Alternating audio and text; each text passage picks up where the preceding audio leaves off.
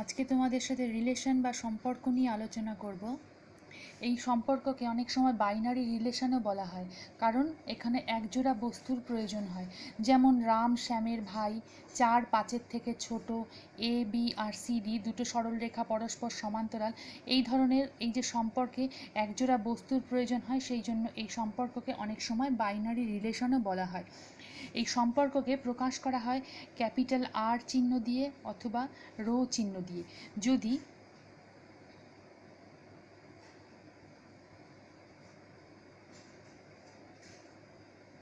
যদি বলা হয় এ বি এর সাথে সম্পর্কিত, মানে এ আর বি দুটো বস্তু পরস্পরের সঙ্গে এদের সম্পর্ক আছে, তাহলে এটাকে প্রকাশ করা হবে কিভাবে? এ আর বি অথবা এ রো বি হিসাবে। আর যদি বলে এ বি এর সঙ্গে সম্পর্কিত নয় বা এদের মধ্যে কোনো সম্পর্ক নেই, সেই ক্ষেত্রে কিভাবে প্রকাশ করা হবে? এ আর এটাকে কাটা চিহ্ন হবে বি, অথবা A, that is A is not related to B, আর এখানে হচ্ছে A is related to B. এবারে দেখো, এ হচ্ছে, আমি ধরলাম এ হচ্ছে একটা সেট যার মধ্যে একদল কিশোর আছে, আর বি হচ্ছে একটা সেট যার মধ্যে একদল মানুষ আছে। একটা small A belongs to A আর small B belongs to B.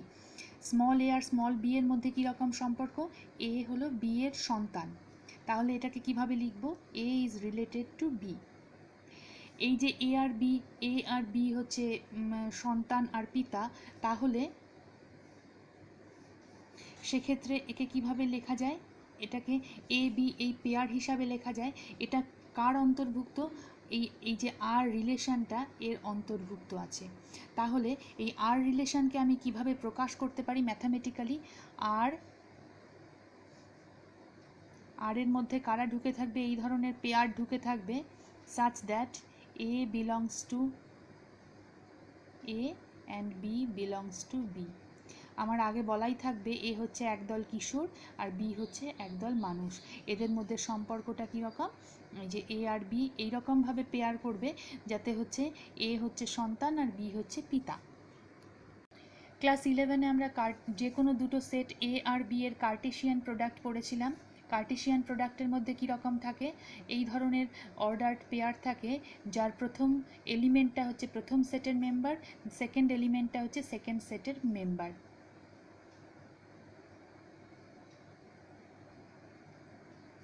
এর মধ্যে কিছু পার্থক্য আছে, শুধুমাত্র একটা জিনিস যোগ করে দেওয়া হয়েছে, যে এ বি এর সন্তান, মানে একটা এক্সট্রা আর এর মধ্যে যোগ করে দেওয়া হয়েছে।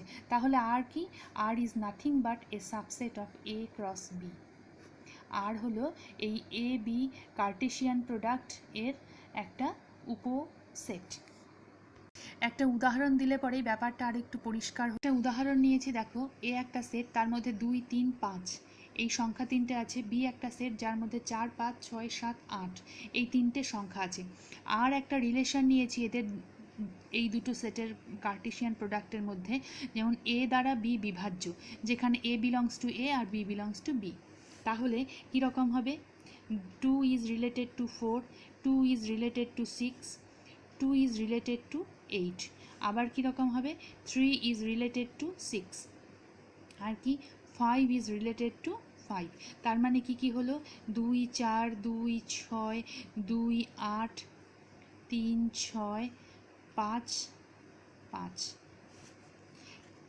এটা কি? এটা কমপ্লিট আর একটা সেট, তাই তো? এই রিলেশনের মধ্যে এটা আছে। এবারে দেখো কার্টেশিয়ান প্রোডাক্ট মানে কি? কার্টেশিয়ান প্রোডাক্ট মানে সবগুলো আছে, 2 এর সাথে 4, 2 এর সাথে 5, 2 এর সাথে 6, 2 এর সাথে 7, 2 এর সাথে 8, 3 এর সাথে 4, 3 এর সাথে 5, 3 এর সাথে 6, 3 এর সাথে 7, 3 এর সাথে 8। একই রকমভাবে 5 এর সাথে সব কিছু আছে 5 দিয়ে। এটা হচ্ছে কার্টেশিয়ান প্রোডাক্ট, হচ্ছে একটা লার্জ সেট। আর দেখো তার মধ্যে থেকে বেছে বেছে আর এর মধ্যে কটা আসলো? এই কটা জিনিস। সুতরাং এখান থেকে বোঝাই যাচ্ছে আর হচ্ছে subset of A cross B. সবসময় মনে রাখবে রিলেশনটা যেই দুটো সেটের মধ্যে হবে, সেই দুটো সেটের রিলেশনটা হচ্ছে সবসময় এই দুটো সেটের কার্টেশিয়ান প্রোডাক্টের সাবসেট হবে। এবারে এ ক্রস বি একটা কার্টেশিয়ান প্রোডাক্ট, যেখানে এ সেটের মধ্যে এম সংখ্যক এলিমেন্ট আছে, বি সেটের মধ্যে এন সংখ্যক এলিমেন্ট আছে। তাহলে এ ক্রস বি এর মধ্যে কতগুলো এলিমেন্ট থাকবে? এম এন সংখ্যক। এবারে এই এম এন সংখ্যক এলিমেন্ট থেকে যে কোনো দুটো এলিমেন্ট নিয়ে আমি রিলেশন তৈরি করতে পারি। তাহলে এই রিলেশন তৈরি করতে যে কোনো অ্যাটলিস্ট দুটো এলিমেন্ট লাগবে। তাহলে এই দুটো এলিমেন্ট এখান থেকে কত বার নিয়ে বা কত রকমভাবে এক একটা রিলেশন তৈরি করা যায়, বা এই যে এ ক্রস বি, এই যে কার্টেশিয়ান প্রোডাক্ট, এর সাবসেটের কতগুলো সাবসেট থাকবে রিলেশনের, সেটা হবে 2 to the power m cross n। A cross B, এই অথবা অ্যাকচুয়ালি আর তো হচ্ছে এ ক্রস বি এর সাবসেট, সুতরাং এ ক্রস বি এর সাবসেটের সংখ্যা হবে 2 to the power m n। এতগুলো রিলেশন এই এ ক্রস বি এর মধ্যে থাকতে পারে। এবারে আসি সম্পর্কের অঞ্চল এবং প্রসার কি সেটাতে। মনে করি এ একটা সেট আছে, ওই যে আগের মতন 2 3 5 আছে, আর বি সেটটার মধ্যে আছে 4 5 6 7 8। তাহলে এই ক্ষেত্রে কোনো এই যে আর একটা যদি রিলেশন হয়, সেই আর সেটের ক্ষেত্র বা অঞ্চল বা ডোমেইন কোনটা হবে?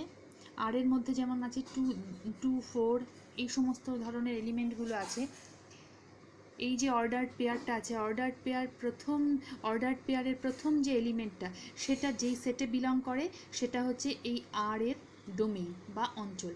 তাহলে এই ধরনের যে অর্ডার্ড পেয়ার 2 4 2 6, তারপরে হচ্ছে 2 8, এখানে এই যে দুইটা, আরও কি আছে 3 6, তারপর 5 5, এই যে 2, তারপর হচ্ছে 3 5, এই যে এই সংখ্যাগুলো, মানে যে অর্ডার্ড আর এর মধ্যে যতগুলো এরকম অর্ডার্ড পেয়ার আছে, তার ফার্স্ট এলিমেন্টগুলো নিয়ে যে সেটটা তৈরি হবে সেটা হচ্ছে আর এর ডোমেইন। এখানে দেখো 2 3 5, এটা হচ্ছে আর এর ডোমেইন বা অঞ্চল। তাহলে প্রসার কি? প্রসার হচ্ছে ঠিক তার পরবর্তীটা, মানে 4 6 8 5, এগুলো মিলে 4 6 5 8, এগুলো হচ্ছে এর প্রসার। লক্ষ্য করে দেখো এই যে 7, এই সংখ্যাটা কিন্তু এর রেঞ্জের মধ্যে নেই।